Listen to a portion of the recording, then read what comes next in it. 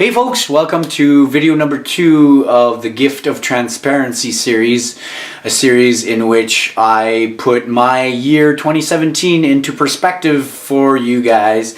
Now, number 2, this video, is my top lessons of this year. Number 1, adopt a growth mindset.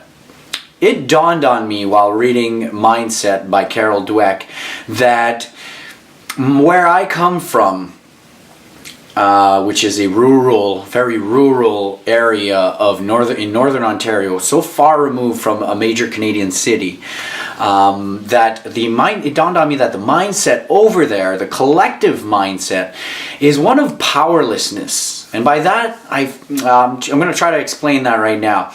Because we are this society, this little town of Cochrane, Ontario, and this is an example of I'm sure many small towns around the globe, because you're so far removed from the big decision makers down south or anywhere where government is in the bigger cities and even the bigger corporations and the bigger companies, because your town or society, that this matrix that you live in, is so far removed from those big decision makers, there is a certain powerlessness that is kind of adopted to be the way things are. And growing up, I found it was very hard to deal with the feelings of the fear of standing out or being left out of the group. And that's a very prevalent fear in a small town, where you can be like, if you get a bad reputation in a small town, it could be very costly.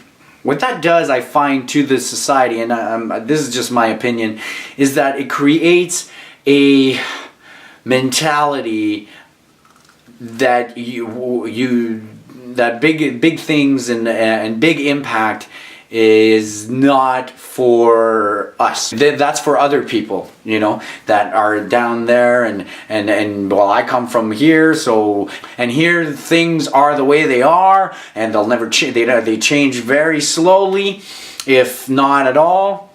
Sometimes it feels like that. So that is a collective fixed mindset that Carol Dweck, I'm sure, would agree with. So because I grew up in a collective fixed mindset society, I was very unaware that even though I had very outrageous dreams of building an acting career, many things that I thought I was open about, I really wasn't. For instance, my own success. It just dawned on me this year that I've never believed that I could be successful as an actor, and because I never believed in it, I never put in the proper work.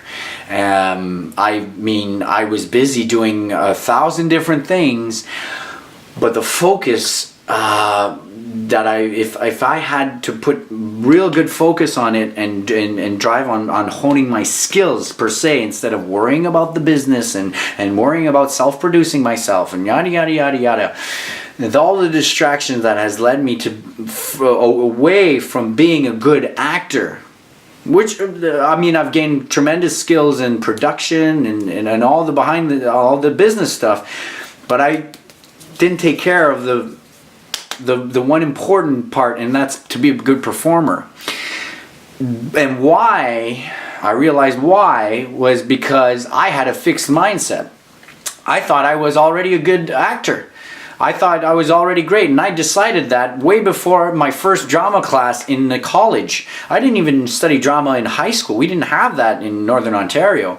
But for some reason, because of my academic success and my sort of success as in sports as well, I was good athletically, and that put me in a position of a leadership position in school, in elementary and in high school.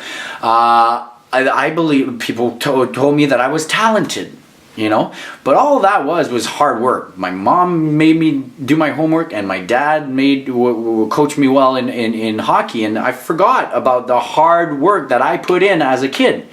And at one point I just thought that I was, naturally gifted and was born with these talents. And so what that did to my acting career, when I decided to go into theater, I had already decided that I was a good actor. I was a great actor. And that served me for a little while in college, but as soon as college was over and I was faced with the reality of auditioning to people that didn't know me, that I couldn't win over by, sucking up to the teacher anymore, I realized that I've spent the last 15 years with a fixed mindset that I was a good actor when I really was not. I was not a good actor, and I've been sucking at auditions for 13 years after college. And that has led me to this year where I've stood what I thought of myself on its head and admitted to myself that I've had a fixed mindset on certain things, that I thought things that I was good and I didn't need to work on certain things, and that everything would come to me by not putting in the work. And that's a fixed mind, what Carol Dweck calls a fixed mindset in her book Mindset. And so that's my dissecting of what I say when I say adopt a growth mindset. Realize that mastery takes a frickin' shitload of baby steps and of hard work and of blood and sweat and tears, and put in the frickin' work. So that's lesson number 1, adopt a growth mindset. Lesson number 2 is be clear on your why. Great book that's not featured on my top 10 that I read this year, Start With Why, from Simon Sinek. This year I produced a film, my first short film, and I got together 27 artists, and what I found was, because I wasn't clear on the reason why I was doing this film, or I did not communicate that reason clearly to the rest of my team, it became a sort of, because I wasn't paying them, I took all the money to pay for the materials to make this film, but because I wasn't paying people, it became a sort of endeavor where I felt like I was asking for favors. It dawned on me that in my life, back in Montreal, when I started off as an actor, I put my heart and soul into every character that I developed for films that I did not get paid on. And if I hire you and you're doing it for your own credit, then you need to be clear to yourself why you're doing it. Because I'm not offering you, I'm not asking for a favor from you. I can go get somebody else that will put in way more energy and focus and will be way more passionate about it because they need the credit more. So that's what I mean by hiring on mindset. When you're hiring and you're not paying them, make sure that their head and their reason why is clear to you and is clear to them, because or else you're just gonna start feeling like you owe 1,000 or in this case 27 favors at the end of this film, which you don't. I was offering them an opportunity to get a good credit and to be a part of something awesome, of being part of a really cool project. So why should I reproach myself for not paying them when it was clear from the get-go? And if they're not clear that they're doing this for their own for a credit and for their own portfolio, then they're part of the wrong team. So that was a big lesson for me this year. Hire on mindset. Make sure that people are clear as to why they're being hired, why they're on board. Just be clear on your why, guys. And when it comes to hiring, make sure that you know where that person's mind is at. or else you're going to deal with that throughout the project, and you're going to encounter problems further down the line, like I have with my my project Blood Only. So that was lesson number 2. Huge lesson. Lesson number 3: take extreme ownership. The reason that was voiced actually through another great book that I read this year that's not featured on my top 10 but should be, Extreme Ownership by Jocko Willink and Leif Babin. It's a story about Navy SEALs and extreme ownership, taking ownership when you're a leader. So taking this lesson, applying it to what I've learned from being the executive producer on my film, I take extreme ownership on why it's not produced yet. To all my Indiegogo backers, it's my fault it's not done yet. It will be done, I guess, early in the new year. Yeah, I was hoping it'd be done for the holidays, and it can still be. We're just waiting on the final mixes. But yeah, extreme ownership, guys. When you are in a position of leading or managing, and you start drawing excuses for why certain people aren't producing, well, you better look inward at your own little shortcomings, because it has everything to do with you. If your team is performing poorly, it's because you're not leading, because you're leading poorly. And when it comes to my film Blood Only, I take absolute ownership as to why the things are the way they are right now, why we find ourselves in the position we are in right now, and I that's completely up to me as a leader. I could have gone deeper. I could have pushed myself to be a better producer.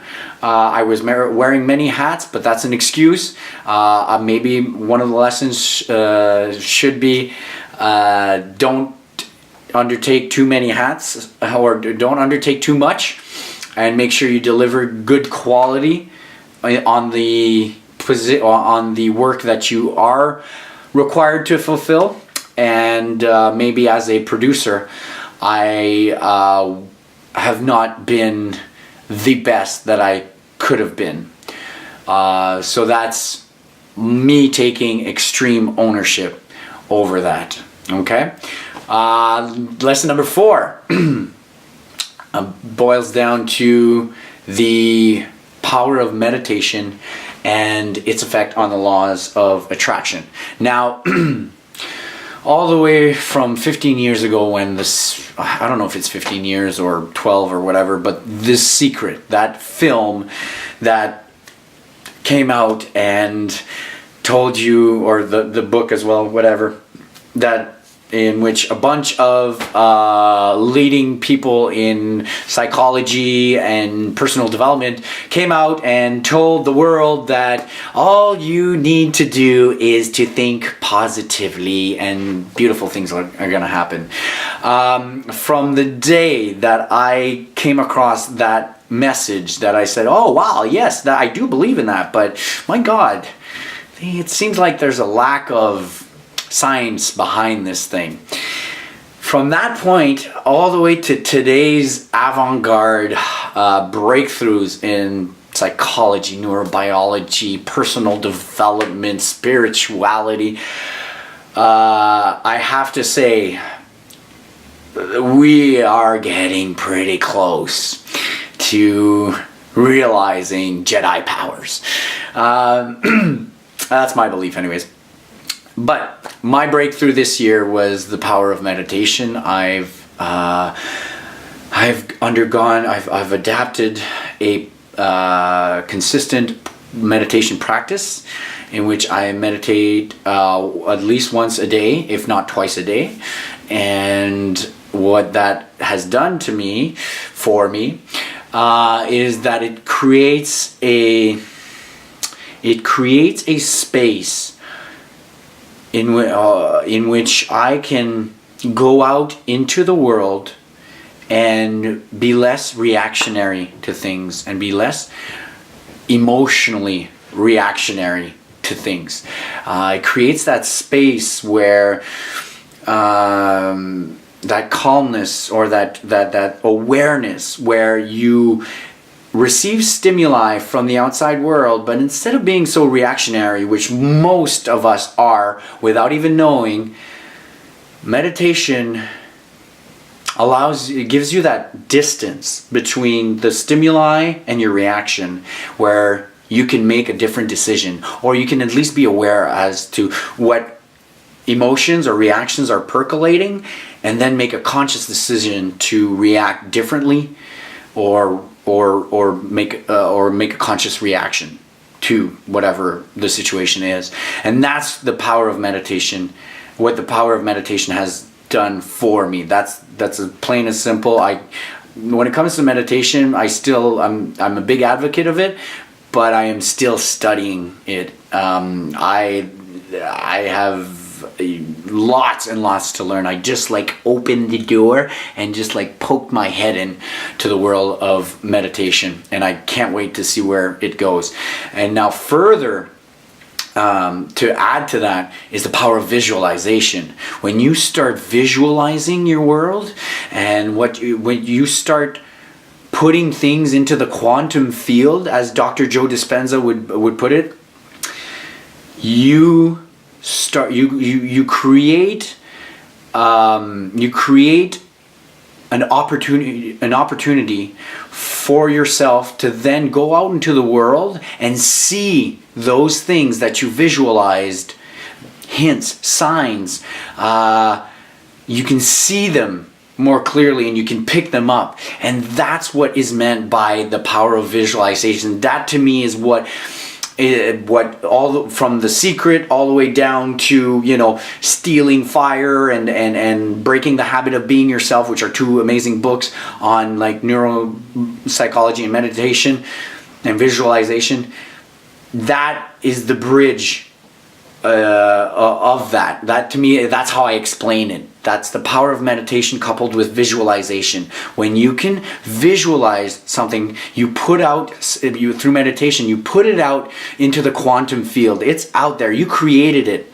The only step after that is to walk through life and just be aware so that you can pick it up when it shows up. That's it. Everything you put out, everything you visualize is going to come true. It probably won't look exactly the same like you visualized it, or the way your old self thought it, or put it out there 10 years ago, whatever, or yesterday, but it shows up. I have so many examples just from this year of the stuff that has showed up. Yeah, the stuff that has shown up. Wow, there's my French.